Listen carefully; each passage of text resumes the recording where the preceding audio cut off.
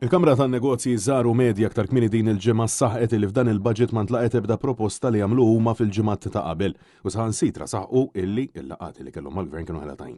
Naf il-waqt li l-Kamra tal-Kummerċ iddeskriviet dan il-budget bħala wieħed li ma jindirizzax il-viżjoni ekonomika u l-miżuri neċessarji.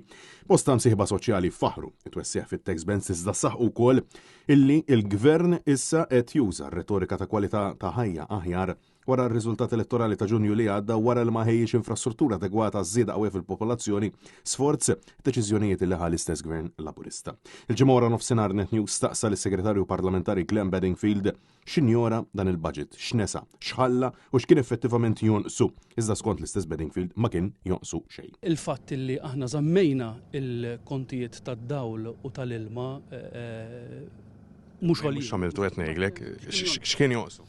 Jina lija f'ċirkostanzi li qegħdin illum ma kien jonqsu xejn. Bedingfield insista illi l-aqwa illi l-Gvern se jibqa' jagħti il-flus u jissussidja l-enerġija iżda meta affaċċat b'dak illi qalu l-imsieħba soċjali, is-Segretarju Parlamentari qal illi l-Labor għandu viżjoni, ċoe il-manifest elettorali u qed iħejju wkoll il-pjan għal-2050. Il-Kamra tal-Kummerċ qed tgħid illi ma kellux viżjoni ekonomika. Għandek tal-SMI se jgħidu li ma ħadtux proposta waħda minn tagħhom, ġifieri daw ħad jgħidulhom ma kien jonqsu xejn.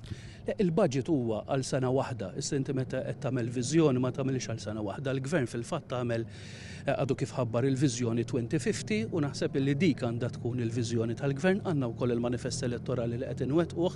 Allura fl-elezzjoni li għaddiet fis-sena 2022 offrejna u tajna viżjoni. Meta kollu mistoqsi xi pjanu x'soluzzjonijiet għandu Gvern biex issolvi il-problemi li ħoloq il-Labor stess, Bedingfield għalinna sabiex naraw il-manifest elettorali Malta flimkien. F'kull investiment qatt mhu biżejjed, l-importanti li l-pajjiż jibqa' jinvesti, jibqa' jimxi, in-nies ikollhom livell ta' kwalità aħjar milli għandhom illum. Pjan attwali għandkom, attwali għall-immedjat.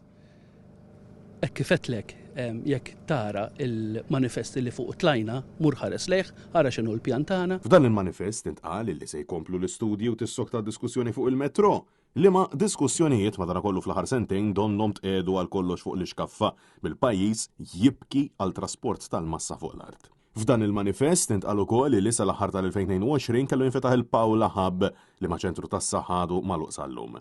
Kif ukoll jinbeda xogħol fuq in-Northern Hub li ma' hub skont il-Ministru Ġotti Nabela mhux se jsir minħabba nuqqas ta' staff u flus.